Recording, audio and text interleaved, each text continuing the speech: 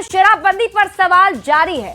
छपरा के मशरक में जहरीली शराब कांड के बाद केंद्रीय मंत्री जीतन राम मांझी ने एक बार फिर से शराबबंदी पर सवाल उठाए हैं। तो जन सुराज के संयोजक प्रशांत किशोर ने आरोप लगाया कि शराब के अवैध कारोबार से हो रही कमाई में पुलिस और प्रशासन के बड़े अधिकारी शामिल हैं। बड़ा सवाल है कि बिहार में बार बार शराबबंदी पर सवाल क्यों उठ रहे हैं। पापा दारू पी ले रहा बेटा, पापा के कहला। शराबबंदी के जो क्रियान्वयन करने वाले लोग हैं वो लोग गड़बड़ी करते हैं।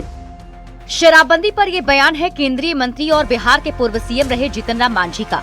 मांझी ने एक बार फिर शराबबंदी पर सवाल खड़े कर दिए हैं। छपरा में जहरीली शराब कांड पर मांझी ने कहा वो शराबबंदी के पक्ष में है, लेकिन अधिकारी गड़बड़ी करने में लगे हैं। शराबबंदी कानून को ठीक से लागू नहीं किया जा रहा है, अधिकारी ही सरकार को बदनाम कर रहे हैं। शराबबंदी किया गया बहुत अच्छा, लेकिन शराबबंदी के जो क्रियान्वयन करने वाले लोग हैं वो लोग गड़बड़ी करते हैं। पैसा लेकर के 6 लाख आज केसेस हुए हैं, उसमें 4 लाख वैसे ही केस हैं जो गरीब लोगों को पकड़ा गया है। तो कहने का मतलब इम्प्लीमेंटेशन अथॉरिटी हैं वो गड़बड़ करके सरकार को बदनाम करा रहे हैं। बिहार में शराबबंदी पर सवाल करने का सिलसिला जारी है। जनसुराज के संयोजक प्रशांत किशोर ने भी बिहार में जहरीली शराब से हो रही मौत पर बिहार सरकार पर हमला बोला है। पीके ने कहा माफिया और प्रशासन का गठजोड़ फल फूल रहा है और गरीब जनता जान गंवा रही है। पीके ने आरोप लगाया कि शराब के अवैध कारोबार से हो रही कमाई में पुलिस और प्रशासन के बड़े अधिकारी शामिल हैं। अगर सरकार शराब बंद कर दे तो समाज को फायदा है। शराब तो बंद है नहीं, लेकिन शराब के बिकने से जो फायदा है वो यहाँ के भ्रष्ट नेताओं को है, यहाँ के अफसरों को है, शराब माफिया को है। तो ये जो हजारों करोड़ रुपया जो लोग गलत शराबबंदी के नाम पर कमा रहे हैं, वो लोग चाहते हैं कि ये शराबबंदी फर्जी शराबबंदी चलता रहे ताकि हजारों करोड़ की उनको आमदनी होती रहे। गरीब आदमी या नया लड़का जो गांव में है वो शराब पीकर मर रहा है या सूखा नशा कर रहा है, उससे उनको कोई लेना देना नहीं। छपरा के मशरक में जहरीली शराब कांड के बाद फिर शराबबंदी कानून सवालों के घेरे में है। बिहार में जहरीली शराब लगातार लोगों की जान ले रही है। शराबबंदी पर विपक्ष के साथ अपने भी सवाल खड़े कर रहे हैं। बड़ा सवाल है कि बिहार में शराबबंदी के बावजूद कैसे जहरीली शराब बिक रही है। जहरीली शराब से हो रही मौत के लिए जिम्मेदार कौन है? शराबबंदी पर बार बार सवाल क्यों खड़े हो रहे हैं? न्यूज़ 18 के लिए नवादा से अनिल विशाल के साथ जहानाबाद से राजीव रंजन विमल की रिपोर्ट।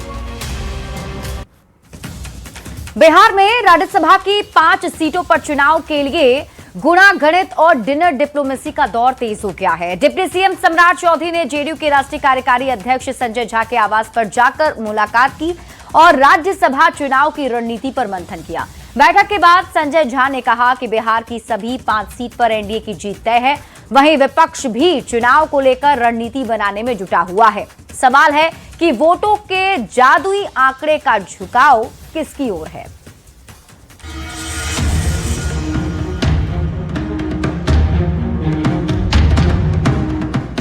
बिहार में खाली हो रही राज्यसभा की 5 सीटों पर 16 मार्च को चुनाव है। चुनाव को लेकर डिनर डिप्लोमेसी और सियासी जोड़ घटाव का दौर भी तेज हो चुका है। आरएलएम अध्यक्ष उपेंद्र कुशवाहा के बाद रविवार को संसदीय कार्य मंत्री विजय चौधरी के आवास पर एनडीए नेताओं की बैठक है। उसके पहले डिप्टी सीएम सम्राट चौधरी ने जेडीयू के कार्यकारी राष्ट्रीय अध्यक्ष संजय झा से मुलाकात की और राज्यसभा चुनाव की रणनीति पर मंथन किया। बैठक के बाद संजय झा ने कहा बिहार की सभी 5 सीट पर एनडीए की जीत तय है। 5-4 तो कंफर्म ही है, 5वां सीट भी बड़े मार्जिन से जीत रही, छोटे मार्जिन से नहीं, ये बता दो। पटना में बीजेपी कोर कमेटी के साथ साथ राज्यसभा चुनाव को लेकर जेडीयू की भी बैठक हुई। उनकी अपनी तैयारी चल रही है, हम लोगों की अपनी तैयारी एनडीए की चल रही है। लोक जनशक्ति पार्टी रामविलास के अध्यक्ष चिराग पासवान ने भी अपने विधायकों के साथ बैठक की। चिराग ने विधायकों से साफ साफ कहा कि कुछ भी हो जाए पटना छोड़कर न जाएं। हमारी पार्टी वैसे भी अनुशासन के लिए जानी जाती है। एनडीए के 5 उम्मीदवार जीते, इसको सुनिश्चित करने के लिए लगातार सब लोग तत्पर हैं। बैठकों का दौर महागठबंधन के अंदर भी चल रहा है। तेजस्वी यादव के घर पर चुनावी भोज पहले ही हो चुका है, जिसमें महागठबंधन के नेता पहुंचे थे और दावा किया गया था कि जीत महागठबंधन के उम्मीदवार की होगी। यानी दावे दोनों ही तरफ से किए जा रहे हैं। सवाल है कि राज्यसभा चुनाव को लेकर किसके दावे में दम है और आंकड़ों के गणित में कौन किस पर भारी पड़ता दिख रहा है। अगर राज्यसभा चुनाव के आंकड़ों पर नजर डालें तो पता चलता है कि बिहार में राज्यसभा की जिन 5 सीटों पर चुनाव हो रहा है उसमें हर सीट पर जीत के लिए 41 विधायकों का समर्थन जरूरी है। ऐसे में एनडीए के लिए 4 सीट जीतने में कहीं कोई दिक्कत नहीं, जबकि पेंच 5वीं सीट पर फंसता दिख रहा है। एनडीए को 5वीं सीट के लिए महज 3 अतिरिक्त वोट की जरूरत है, जबकि महागठबंधन को अपने एकमात्र उम्मीदवार को जिताने के लिए अतिरिक्त 6 वोट की दरकार होगी। एनडीए को छोड़ बाकी 41 विधायक जो बचते हैं उनमें ओवैसी के 5 और बीएसपी का 1 विधायक शामिल है। महागठबंधन का दावा है कि ओवैसी के 5 और मायावती का 1 विधायक उनको वोट करेगा। दूसरी ओर एनडीए का दावा है कि महागठबंधन के ही कई विधायक उनके संपर्क में हैं। किसका दावा सच साबित होता है ये तो रिजल्ट आने पर ही पता चलेगा। फिलहाल एनडीए से 5वीं सीट के लिए शिवेश कुमार और आरजेडी से अमरेंद्रधारी सिंह के बीच सीधी टक्कर मानी जा रही है। न्यूज 18 के लिए पटना से शैलेंद्र कुमार, आनंद अमृतराज और विनीता मिश्रा के साथ ब्यूरो रिपोर्ट। राज्यसभा चुनाव को लेकर एनडीए खेमे में लगातार बैठक चल रही है। उपेंद्र कुशवाहा के द्वारा आयोजित एनडीए की बैठक में विधायक और विधान पार्षदों के साथ साथ सभी घटक दलों के प्रमुख नेता भी पहुंचे हैं। सभी ने 5 सीट पर एनडीए की जीत का दावा किया है।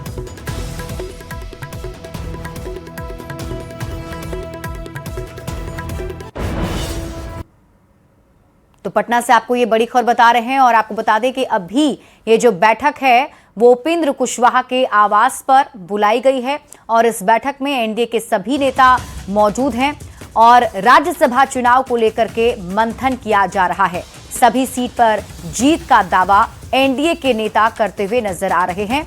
राज्यसभा की चुनाव की रणनीति को लेकर के ये बैठक बुलाई गई है। तो एनडीए खेमे में लगातार बैठकों का सिलसिला जारी है। कई बैठकें आयोजित की जा चुकी हैं और अभी फिलहाल उपेंद्र कुशवाहा के सरकारी आवास पर यह बैठक चल रही है, जिस बैठक में एनडीए के तमाम बड़े नेता मौजूद हैं और सभी की तरफ से दावा किया जा रहा है कि एनडीए 5 सीट पर जीत दर्ज करेगा। यानी कि राज्यसभा की जिन 5 सीटों के लिए उम्मीदवार एनडीए ने उतारे हैं, सभी 5 उम्मीदवार जीतकर राज्यसभा जाएंगे।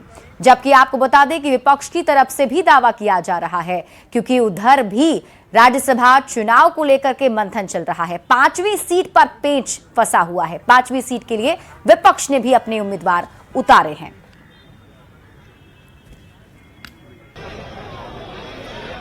उनका भी बैठक देख लीजिए। निश्चित तौर पे एनडीए गठबंधन के 5 प्रत्याशी जीतेंगे और इस बार हम सब नया विधायक जीत के गर्वान्वित महसूस कर रहे हैं कि भाई पहली बार 3 राष्ट्रीय अध्यक्ष को तो हम लोग मतदान करेंगे और निश्चित तौर पे 16 तारीख को तो पता चली जाएगा। आपके पार्टी के लिए भी महत्वपूर्ण है क्योंकि आपके पार्टी के जो सुप्रीमो हैं वही उम्मीदवार हैं। बिल्कुल, और निश्चित तौर पे भी सब 5 के 5 प्रत्याशी एनडीए गठबंधन के चुनाव जीतेंगे।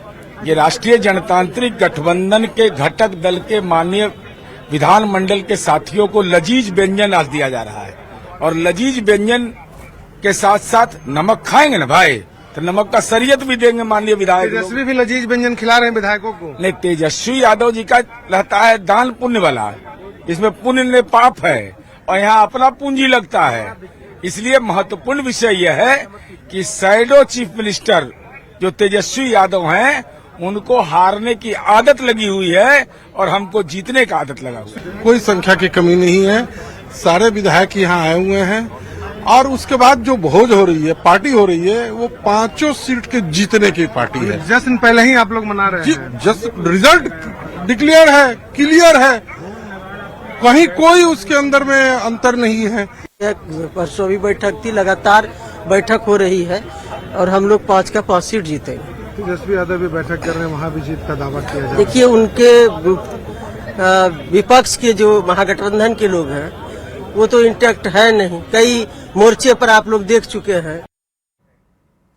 खबर आपको पटना से दिखाते हैं, जहां राज्यसभा चुनाव को लेकर एनडीए में लगातार बैठकों का दौर जारी है। एलजेपी आरवी में भी विधायक दल की बैठक हुई और इस बैठक में बीजेपी प्रदेश अध्यक्ष और राज्यसभा चुनाव प्रभारी विजय शर्मा सहित कई बीजेपी नेता शामिल हुए। बैठक में राज्यसभा चुनाव को लेकर रणनीति बनाई गई। राज्यसभा चुनाव प्रभारी विजय शर्मा ने एनडीए की 5 सीट पर जीत का दावा किया है। चुनाव है तो जीत के लिए ही होता है भाई। मुझे पूरी उम्मीद है कि हम सब मिलकर के एनडीए का गठबंधन मिलकर के आने वाले राज्यसभा का चुनाव जब हमारा संपन्न होगा तो हमारे सारे ही 5 प्रत्याशी जीत कर आएंगे। तो चूंकि भारतीय जनता पार्टी के छत्तीसगढ़ के उप मुख्यमंत्री हैं और केंद्रीय राज्य मंत्री हर्ष मल्होत्रा जी हैं, ऋतुराज जी आए थे, प्रदेश अध्यक्ष भारतीय जनता पार्टी आए थे और हम लोग बैठक में रणनीति तैयार किए। 5 की 5 सीट जीतने वाले रणनीति पे काम कर रहे हैं और हम लोग चुनाव 5 की 5 जीतेंगे। राज्यसभा चुनाव को लेकर लगातार बैठकों का दौर जारी है। बीजेपी के कार्यालय में कोर कमेटी की बैठक हुई, लोजपा आर के कार्यालय में विधायक दल की बैठक हुई और बीजेपी के प्रदेश अध्यक्ष जो राज्यसभा चुनाव प्रभारी थे, तमाम लोग यहां पहुंचे थे, मुलाकात की। जो विधायकों को लामबंद किया जा रहा है कि विधायक राज्यसभा चुनाव में एक साथ होकर वोटिंग करें। देख सकते हैं कि लोजपा आर के कार्यालय में जो बीजेपी के नेता भी पहुंचे थे और अब देर शाम फिर जो उपेंद्र कुशवाहा सांसद हैं उनके आवास पर बैठकें होंगी। तो लगातार बैठकों का दौर जारी है। जो राज्यसभा की 5 सीटें हैं उन 5 सीटों पर कैसे एनडीए के प्रत्याशी विजयी हो, वो तमाम जो रणनीति है वो रणनीति तैयार की जा रही है। लोजपा आर के प्रदेश अध्यक्ष राजू तिवारी थे, उन्होंने भी कहा कि एक बैठकों का दौर जारी है और बैठकों में ये रणनीति बनाई जा रही है कि किस तरह से 5 की 5 सीटों हम लोग जीत सके। न्यूज 18 पटना से धर्मेंद्र कुमार। तो पटना में बीजेपी की कोर कमेटी की बैठक के बाद बिहार सरकार में मंत्री दिलीप जायसवाल ने राज्यसभा चुनाव को लेकर बड़ा बयान दिया है। उन्होंने कहा कि बैठक में पार्टी की गतिविधियों और आने वाले राज्यसभा चुनाव को पर विस्तार से चर्चा की गई। प्रदेश अध्यक्ष ने चुनाव की पूरी स्थिति और रणनीति का विस्तृत ब्यौरा रखा है। इस दौरान पार्टी के तकनीकी आंकड़ों को और संख्या बल का भी आकलन किया गया। कोर कमेटी जो है वो एक सर्वोच्च हमारा संस्था है जिसमें कि पार्टी की जो एक्टिविटी होती है उस पर विस्तृत चर्चा किया जाता है, उसको जानकारी दी जाती है। राज्यसभा का चुनाव है और इस चुनाव को लेकर के प्रदेश अध्यक्ष जी ने अपना विस्तृत ब्यौरा दिया कि लगातार हम 3-4 दिन से जो है विधायकों की बैठक कर रहे हैं। जो नए विधायक जीत करके आए हैं उनको कैसे वोट डालना है उसकी भी प्रशिक्षण दी जा रही है। तो लगातार ये प्रयास चल रहा है और जो हमें फर्स्ट ऑप्शन और सेकंड ऑप्शन देना है उन सब बारे पर भी जो है टेक्निकल चर्चा हुआ, रिपोर्ट दिया गया। यानी आज भी बैठक है। एनडीए के हमारे 5 में से 3 दल के प्रत्याशी हैं, भाजपा, जनता दल यू, आरएलएम। भाजपा के सम्राट चौधरी जी के यहाँ डिप्टी सीएम साहब के यहाँ बैठक हो गई। आज आरएलएम के उपेंद्र कुशवाहा जी के यहाँ है और कल विजय चौधरी जी के यहाँ है। रिजल्ट 16 तारीख को एनडीए के 5 प्रत्याशी राज्यसभा चुन के जाने वाले, कहीं कोई शक हुआ नहीं। प्रधानमंत्री नरेंद्र मोदी ने असम के सिलचर में जनता को संबोधित करते हुए कांग्रेस पर जोरदार प्रहार किया है। पीएम ने कहा कि कांग्रेस पैनिक पैदा करने की कोशिश कर रही है और सिर्फ देश में अफवाह फैलाने का काम करती है कांग्रेस। सवाल है, क्या सच में तेल और गैस की सप्लाई पर विपक्ष भ्रम फैला रहा है? प्रयास है कि देश के नागरिकों पर युद्ध का कम से कम प्रभाव पड़े। पश्चिम एशिया में अमेरिका, इजराइल और ईरान के बीच चल रहे युद्ध के बाद बने हालात और गैस सप्लाई को लेकर भारत में चल रही सियासी वार पलटवार के बीच असम के सिलचर में प्रधानमंत्री नरेंद्र मोदी ने बड़ा बयान दिया। पीएम ने कहा कि दुनिया में चारों तरफ जंग के हालात हैं और युद्ध से पैदा हालात से निपटने की कोशिश जारी है। दूसरी ओर कांग्रेस देश में पैनिक पैदा करने की कोशिश कर रही है। पीएम ने कहा कि सिर्फ देश में अफवाह फैलाने का काम करती है कांग्रेस। इस समय कांग्रेस से उम्मीद थी कि वो एक जिम्मेदार राजनीतिक दल की भूमिका निभाए, लेकिन कांग्रेस देश हित के इस महत्वपूर्ण काम में भी फिर एक बार फेल हो गई। कांग्रेस पूरी कोशिश कर रही है कि देश में पैनिक क्रिएट हो, देश मुश्किल में फंस जाए और उसके बाद कांग्रेस भर भर कर मोदी को गाली दे।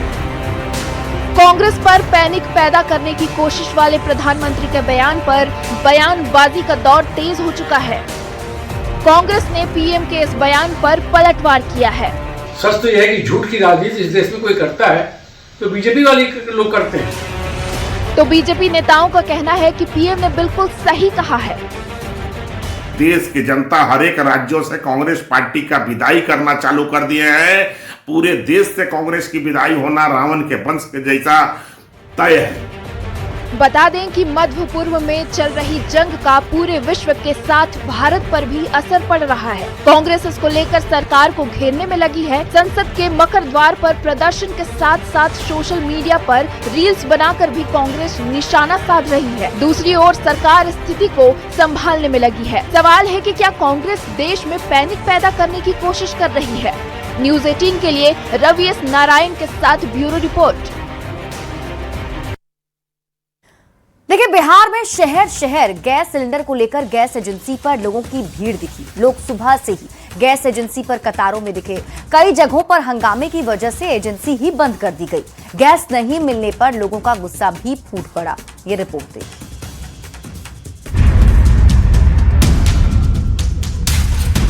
ये तस्वीर है पटना की, जहां एलपीजी सिलेंडर नहीं मिलने के बाद आक्रोशित लोग बीच सड़क पर उतर आए हैं। गैस नहीं मिलने के बाद लोगों ने सड़क जाम कर दिया। गैस एजेंसी में ताला लटका देख लोगों का गुस्सा भड़क गया। हालांकि एजेंसी मालिक ने बताया कि गैस की कोई कमी नहीं है, लेकिन हंगामा और मारपीट के डर से एजेंसी बंद कर दी गई है। किल्लत क्या है वो आप लोगों को पता है। पूरे भारत में, पूरे बिहार में पता है कि क्या प्रॉब्लम नहीं है, ठीक है ना। लेकिन लोग परेशानी, लोग कस्टमर लोग खुद लोग परेशान है। ऐसा बात नहीं है कि दिक्कत है, कोई दिक्कत नहीं है। घर में लोग 2-2, 3-3 सिलेंडर सब रखे हुए हैं। शिवहर में भी कुछ ऐसी ही तस्वीर नजर आई है। रसोई गैस नहीं मिलने पर उपभोक्ताओं का आक्रोश फूट पड़ा। शिवा गैस एजेंसी में सिलेंडर नहीं मिलने से नाराज लोगों ने पिपराही शिवहर मार्ग जाम कर सड़क पर सिलेंडर रखकर प्रदर्शन किया। सभी लोगों को सफिशिएंट जो है उपलब्ध कराने के लिए, हाउस होल्ड कंजम्पशन के लिए सफिशिएंट स्टॉक हमारे ज़िले में उपलब्ध है। और जो हमारी सप्लायर कंपनियां हैं उनसे भी हमारी बैठक हुई है। उन्होंने आश्वस्त किया है कि हाउस होल्ड कंजम्पशन के लिए जो गैस सिलेंडर उपलब्ध कराया जाता है उसका सप्लाई निर्बाध रूप से उनके द्वारा जारी है। मधुबनी में गैस एजेंसी और गोदामों पर सिलेंडर के लिए भारी भीड़ उमड़ पड़ी। उपभोक्ताओं का कहना है कि 2 हफ्ते पहले बुकिंग कराने के बावजूद सिलेंडर नहीं मिला और अब ऑनलाइन बुकिंग भी नहीं हो पा रही है। हम ऑनलाइन पेमेंट कर दिए हैं, डीएससी नंबर आ गया है। वहाँ गए हैं तो वहाँ बोलता है यहाँ जाइए, कहने का मतलब है। यहाँ आते हैं तो बोलता है वहाँ जाइए, कहने का मतलब है। समस्या है, डीएससी मिल गया है, इसके बाद भी नहीं दे रहा है गैस। क्या बताएं? परेशानी है। बेटा में भारत गैस एजेंसी पर सिलेंडर के लिए लोगों ने सुबह 4 बजे से लाइन लगानी शुरू कर दी। सड़क के दोनों किनारों पर करीब 800 मीटर लंबी कतार लगी रही। उपभोक्ताओं का कहना है कि डिलीवरी समय पर नहीं हो रही है।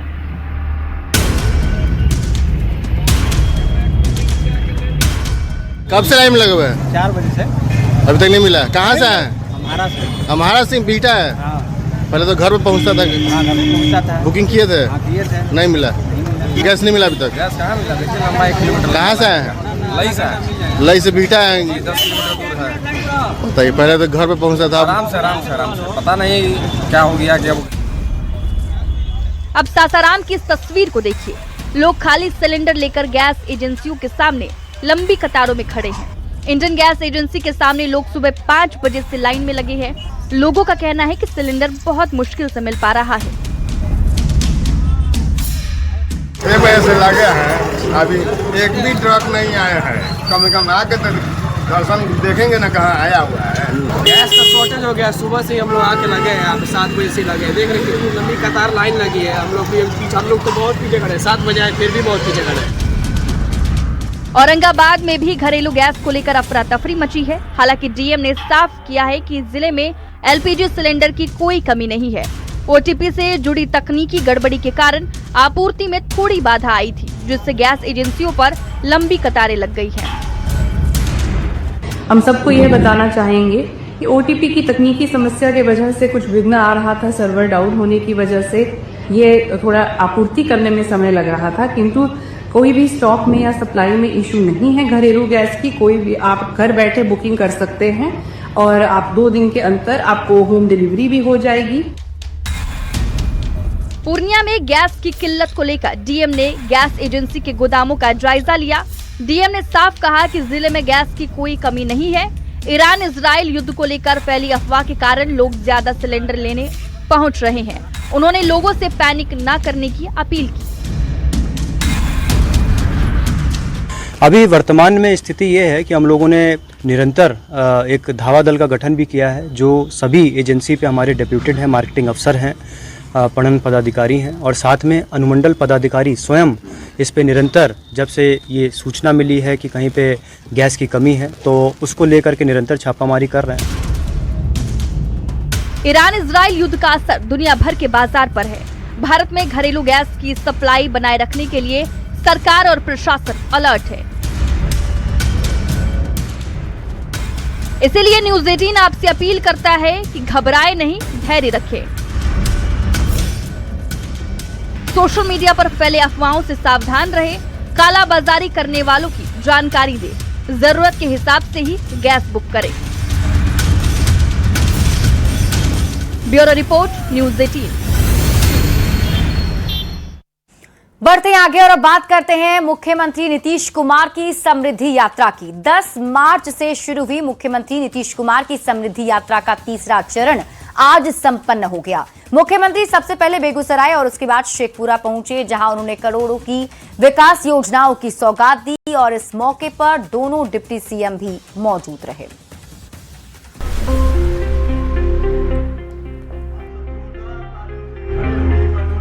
सीएम नीतीश कुमार की समृद्धि यात्रा के तीसरे फेज का शनिवार को समापन हो गया। पहले बेगूसराय और फिर शेखपुरा में सीएम नीतीश कुमार ने करोड़ों की विकास योजनाओं की सौगात दी।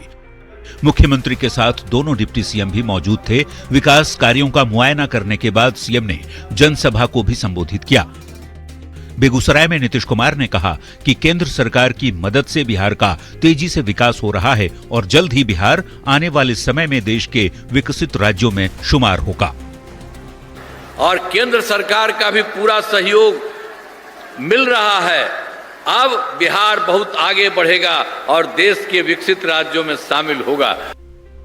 इन 5 दिनों में मुख्यमंत्री ने हर दिन 2 जिले की यात्रा की। 10 जिले को करोड़ों की योजनाओं की सौगात दी। इन 5 दिनों में मुख्यमंत्री ने कुल 3,843.25 करोड़ रुपए की योजनाओं की सौगात दी, जिनमें योजनाओं का उद्घाटन, शिलान्यास और काम की शुरुआत शामिल रहा। सीएम नीतीश कुमार की समृद्धि यात्रा के जरिए संदेश दिया गया कि प्रदेश के विकास के लिए सरकार दृढ़ संकल्पित है। न्यूज 18 के लिए संवाददाता आनंद अमृतराज के साथ ब्यूरो रिपोर्ट। पश्चिम बंगाल में चुनाव प्रचार के लिए बीजेपी की ओर से पटना के चर्चित शिक्षक गुरु रहमान को भी आमंत्रित किया गया है। गुरु रहमान अब सीएम ममता बनर्जी के गढ़ में अभियान चलाएंगे। गुरु रहमान की माने तो जल्दी 10,000 बच्चों के साथ ये बंगाल रवाना होंगे और सनातनियों पर हो रहे अत्याचार के खिलाफ बीजेपी के लिए प्रचार करेंगे। गुरु रहमान ने कहा है कि घुसपैठियों का इस बार बंगाल से नामो निशान मिटेगा और भगवा लहराएगा। गुरु रहमान ने कहा, जय श्री राम का नारा है, पूरा बंगाल हमारा है का उन्होंने संकल्प लिया है। बंगाल में जैसे ही बीजेपी की सरकार बनेगी, हर जगह बजरंग बली की मूर्ति स्थापित की जाएगी। गुरु रहमान से बात की है न्यूज 18 संवाददाता रजनीश कुमार ने। पश्चिम बंगाल में चुनावी अभियान के बीच पटना के गुरु रहमान को पश्चिम बंगाल से बुलावा आ गया है। यानी बीजेपी ने गुरु रहमान को फोन करके आमंत्रित किया है। अब ये पश्चिम बंगाल रवाना होंगे और साफ तौर से कह रहे हैं कि हम 10,000 बच्चों के साथ जाएंगे और इस बार हर हाल में चुनाव जीतेंगे। क्या लग रहा है, किस प्रकार से बुलावा आया है और कब तक रवाना होंगे? देखिए, केंद्रीय नेतृत्व का जो बुलावा है हमको बंगाल चुनाव को लेकर, तो मैं पहले भी सोच रहा था कि मुझे इस तरह का मौका मिले, क्योंकि बंगाल में जिस तरह की स्थिति हो रखी है और ममता दीदी ने जिस तरह का स्थिति कर रखा है, उसे पूरी भारतीय संस्कृति और सनातन एक आपके हाशिए पर आकर खड़ा हो गया है। तो इसमें मैं 10,000 बच्चों के साथ जाऊंगा। तिथि जैसे ही हमको क्लियर होता है आपको तिथि बताएंगे।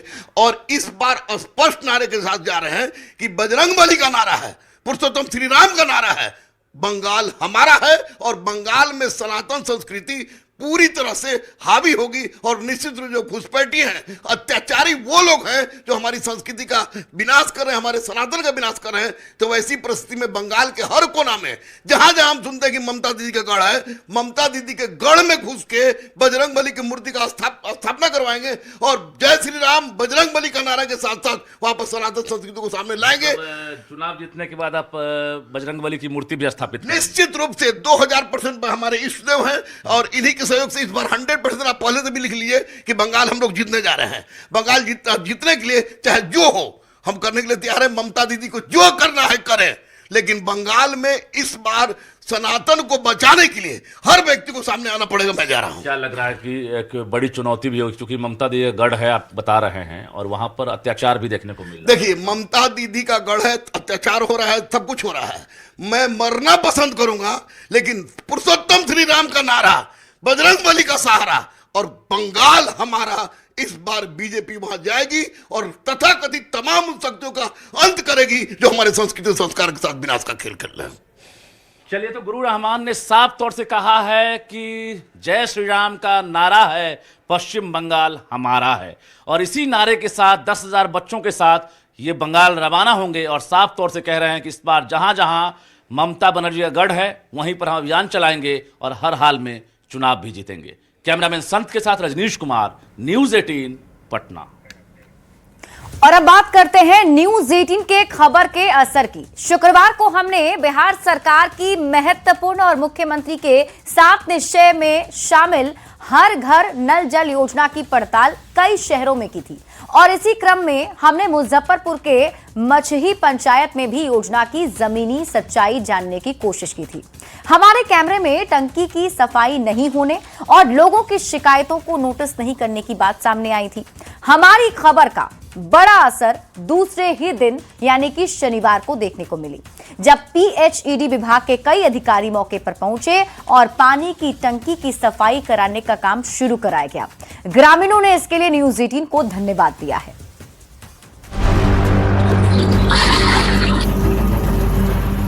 मुख्यमंत्री की महत्वाकांक्षी हर घर नल जल योजना का लाभ लोगों तक पहुंच पा रहा है या नहीं?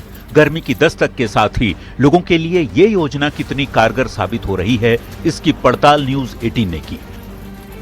हमने मुजफ्फरपुर के मछही पंचायत में नल जल योजना की पड़ताल में आपको दिखाया था कि पानी टंकी की सफाई नहीं होने से लोगों को शुद्ध पेयजल नहीं मिल पा रहा और लोगों की शिकायतों पर अधिकारी ध्यान नहीं दे रहे।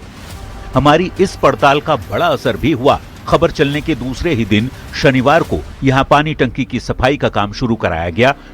पीएचईडी विभाग के तमाम अधिकारी मौके पर पहुंचकर नल जल व्यवस्था को दुरुस्त करने की कोशिश कराते नजर आए। शिकायत में ये था क्या जो कि पानी की टंकी जो है सो वो सफाई नहीं हो रही है, तो हमने जो देखा क्या जो कि इसके पहले जून में जो है सो जून 25 में सफाई हुई थी और आज जो है सो उसको जो है सो आज फिर सफाई कर रहा है। विभाग का जो है ऐसा निर्देश है, विभाग का ऐसा है जो कि साल में 2 बार जो है सो टंकी की सफाई की जाती है, एक प्री मानसून और एक पोस्ट मानसून में। तो नियम तो जो है सो फरवरी में हो जाना चाहिए था, फरवरी में होकर के मार्च के आज के डेट में उसकी सफाई हो रही है। मुजफ्फरपुर के मछही पंचायत में बहुत जल्द पेयजल की स्थिति सामान्य होने का दावा पीएचईडी विभाग के अधिकारी कर रहे हैं, जिससे ग्रामीण तो खुश हैं ही, हालात की सच्चाई बताने के लिए न्यूज़ 18 की तारीफ भी कर रहे हैं। सबसे पहले तो मैं न्यूज़ 18 को बहुत धन्यवाद देना चाहूंगा कि इस मैटर को अच्छी तरह से आके और इसको देखा और इसका जो असर हुआ वो आज समाज में देखने को मिल रहा है। न्यूज़ 18 लगातार सामाजिक और तमाम ऐसे मुद्दों से आपको अवगत कराता रहा है जो सीधे जन सरोकार से जुड़ा है। मुजफ्फरपुर की तस्वीरें सामने लाकर हमने जो ग्राउंड रिपोर्ट आपको दिखाई, उसी का नतीजा रहा कि हमारी खबर पर विभाग की नींद टूटी और लोगों को इसका फायदा मिलने जा रहा है। न्यूज़ 18 के लिए मुजफ्फरपुर संवाददाता प्रियांक सौरभ की रिपोर्ट।